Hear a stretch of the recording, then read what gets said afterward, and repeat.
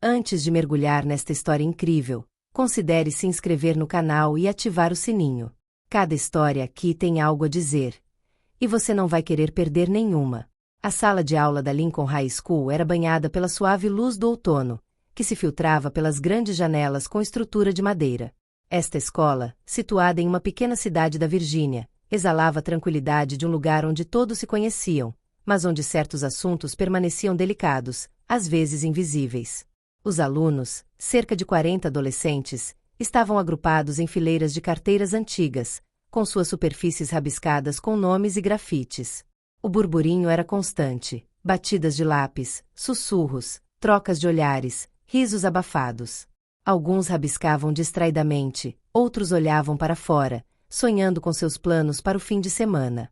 No quadro negro, o Sr. Wallace, um homem branco na casa dos 50 anos, com cabelos grisalhos e óculos de aros dourados, tentava manter a atenção.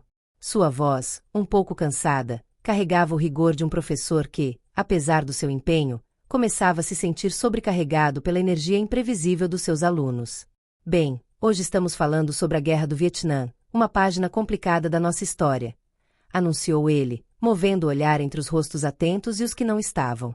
No fundo da sala, Jasmine Carter estava sentada à sua carteira, com as costas retas e as mãos entrelaçadas sobre um caderno. Seus cabelos cuidadosamente trançados emolduravam um rosto onde a determinação se misturava a um cansaço invisível. Aos 16 anos, ela já carregava o fardo de ser uma das poucas alunas negras da escola, o que às vezes a tornava alvo fácil de olhares de soslaio e julgamentos precipitados. Mesmo assim, mantinha a cabeça erguida, com um brilho de orgulho nos olhos, mesmo sentindo frequentemente um isolamento monótono ao seu redor. O Sr. Wallace falou sobre a estratégia americana no Vietnã, ilustrando como os militares tentaram adaptar seus métodos em um contexto cultural completamente diferente. Os soldados americanos às vezes tinham dificuldade em entender os costumes e a mentalidade dos vietnamitas, o que complicava suas operações, é claro, disse ele, com um sorriso que considerou leve. Então ele acrescentou, quase brincando, poderíamos dizer que esse tipo de mal-entendido é como quando alguns alunos tentam acompanhar minhas aulas de história, sem sempre entender o significado mais profundo. Alguns alunos riram. A piada pareceu trivial. Mas Jasmine levantou a mão, firme e determinada. Senhor, acho que essa ideia é um pouco simplista. A cultura vietnamita era complexa, sim, mas não é apenas uma questão de entender ou não. É também uma história de imperialismo, resistência e sofrimento. Antes que ela pudesse terminar a frase, uma risada zombeteira irrompeu. Olha só, a Jasmine quer nos ensinar história agora, disparou Blake, um garoto branco na primeira fila, de cabelos loiros e um sorriso maroto. Ele era conhecido por sua arrogância e propensão à provocação. As risadas aumentaram de intensidade. Até o Sr. Wallace, sem pensar, soltou uma risada ligeiramente forçada, pensando que isso acalmaria o ambiente.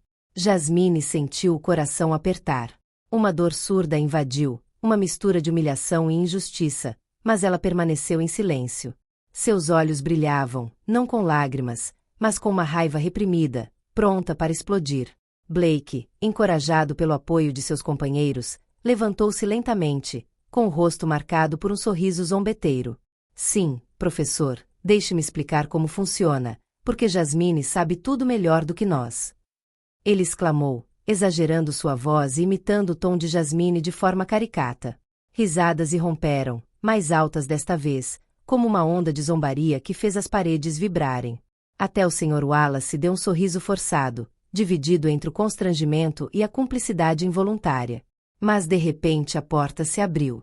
Todos os olhos se voltaram para a entrada.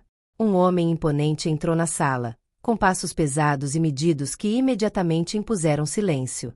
Vestia um traje militar impecável, e suas discretas condecorações revelavam sua alta patente. Seu rosto, marcado por anos de disciplina, exalava uma autoridade natural e uma calma fria. Era o coronel David Carter, pai de Jasmine. Oficial de alta patente no Pentágono, especialista em estratégia militar, ele não era do tipo que interferia na vida escolar da filha. Mas naquele dia, o peso da injustiça que ele acabará de perceber cruzou sua porta. O silêncio era completo. Até Blake, paralisado, sentiu sua arrogância vacilar diante da estatura do coronel. O coronel Carter olhou intensamente para a turma, depois para seu filho, e a tensão aumentou. O silêncio caiu como um manto de chumbo. Não havia um sussurro, nem um sopro de ar. Até mesmo os membros eternamente agitados da turma estavam congelados no lugar. Blake, o zombador arrogante, abaixou a cabeça lentamente, seu sorriso desaparecendo como uma chama sem ar.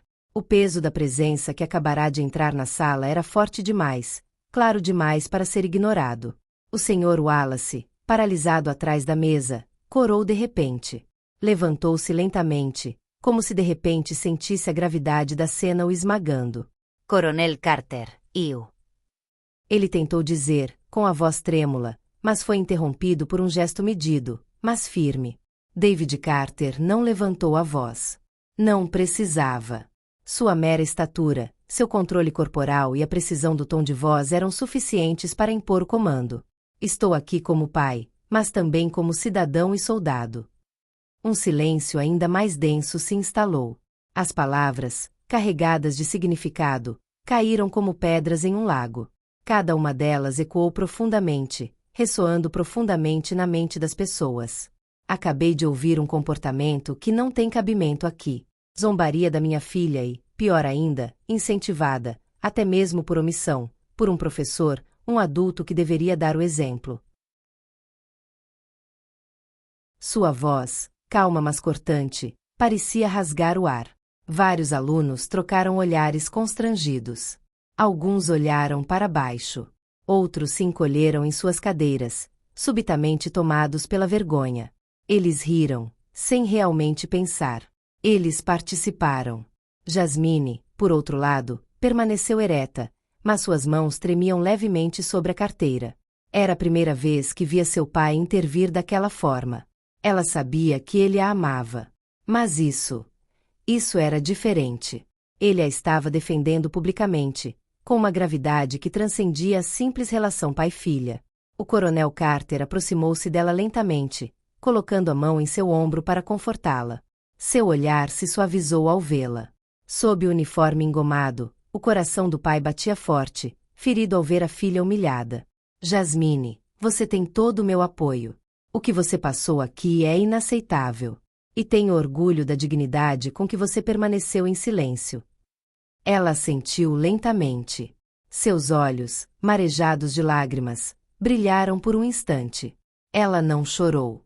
Sentou-se um pouco mais ereta.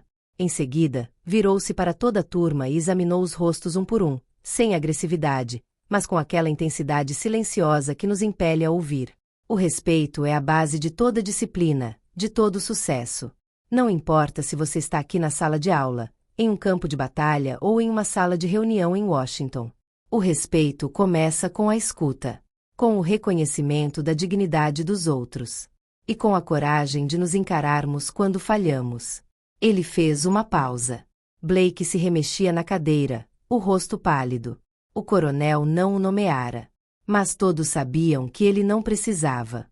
Aqui, você aprende história, mas a repete. O desprezo, a zombaria, a negação da voz de uma aluna por causa de sua diferença. Essas são as raízes de tantas injustiças que você estuda em seus livros didáticos. E, no entanto, você ri quando isso acontece novamente diante dos seus olhos. O Sr. Wallace, vermelho até as orelhas, olhou para baixo. A acusação foi como um tapa na cara. Ele, o professor obcecado por história, não havia percebido a lição vívida que se desenrolava diante dele. Pior ainda, ele havia rido. Respirou lentamente e deu um passo em direção a Jasmine. Jasmine, eu quero me desculpar. Sinceramente. O que eu deixei acontecer, o que eu tolerei, mesmo sem querer, está abaixo da minha autoridade. Eu falei. Você fez bem em intervir, e eu deveria ter te ouvido. Jasmine assentiu. Ela ainda não tinha palavras para responder, mas seu silêncio não era mais de vergonha. Era de recuperação das forças. Blake, que permanecerá em silêncio até então, murmurou um quase inaudível desculpe, Jasmine. Mas, desta vez, sua voz não era desafiadora. Estava trêmula. Envergonhada. Genuína. David Carter ficou ali por mais alguns segundos, observando o silêncio que ele mesmo havia imposto. Então, Virando-se uma última vez para a filha, disse: Jasmine, continue forte. Continue lutando com inteligência e dignidade. Sua voz é preciosa. Ela merece ser ouvida, mesmo que outros tentem silenciá-la. Nunca tenha medo de se manifestar. Ele deu um beijo leve na testa dela e, sem dizer mais nada, virou-se e saiu da sala. Seu passo firme ecoou como um lembrete. Ele não havia gritado. Não havia ameaçado ninguém. Mas havia restaurado a ordem. Ele havia restaurado a justiça. Os alunos permaneceram em silêncio por vários segundos depois que ele saiu. O ar parecia mais pesado, mais denso. Mas também, talvez, um pouco mais claro. Naquele dia, a turma não recebeu apenas uma aula sobre a Guerra do Vietnã. Ela havia aprendido uma lição sobre o valor da dignidade, sobre o poder do respeito, e sobre a coragem necessária para se manter firme quando tudo está contra ela. Jasmine, por outro lado, nunca mais seria vista da mesma forma. Nos dias seguintes, algo mudou. Não foi algo dramático, nem uma reviravolta repentina, mas uma lenta mudança de olhares, gestos e silêncios. Jasmine sentiu isso primeiro nos corredores. Menos risadinhas, menos sussurros pelas costas.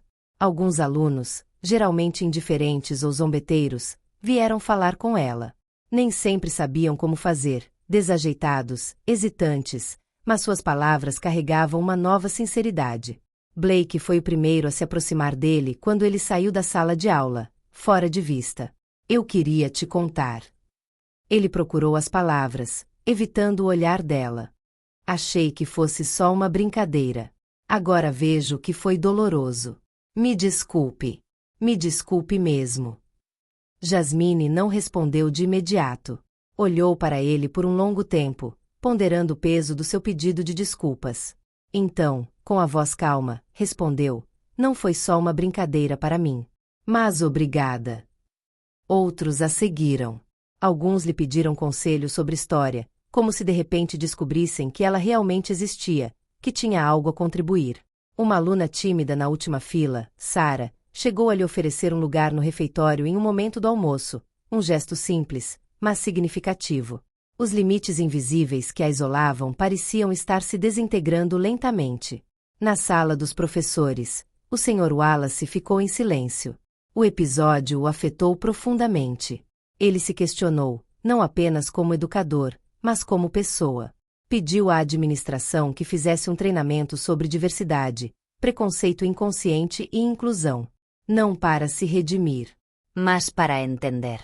Para nunca mais minimizar uma palavra, um olhar, uma microagressão.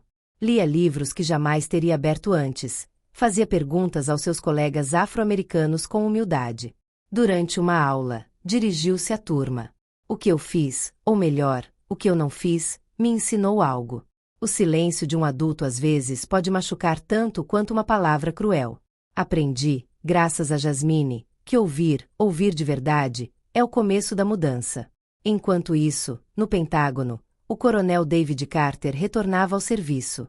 Mas algo dentro dele também havia mudado. Ver a própria filha humilhada em uma sala de aula o lembrou do motivo de seu alistamento. Ele não era apenas um oficial.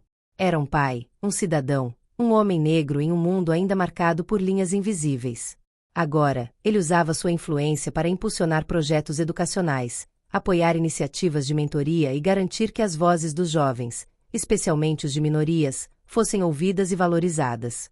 Ele entendeu que a luta não acontecia apenas no terreno militar, mas também nas escolas, nas salas de reunião, nas mentalidades. Porque esta história não era apenas sobre um adolescente negro sofrendo bullying numa sala de aula do ensino médio. Ela refletia um mal-estar mais amplo e antigo. Uma sociedade onde ainda toleramos que algumas pessoas sejam invisibilizadas, reduzidas às suas diferenças, apagadas pela condescendência ou indiferença. Mas esta história também foi um despertar. A história de um homem que ousou se manifestar. A história de uma menina que se manteve firme, mesmo sozinha. A história de um professor que admitiu seus erros. E a história de uma turma que lentamente começou a se enxergar de forma diferente. Às vezes, o silêncio é tão espesso quanto um muro. Mas basta uma palavra, um gesto, para quebrá-lo. E nessa brecha, uma luz pode nascer, à luz do respeito restaurado, da dignidade afirmada, da humanidade compartilhada. Porque a dignidade humana não pode ser implorada. Não pode ser implorada. Ela se afirma. Ela se defende. E ela sempre acaba se afirmando.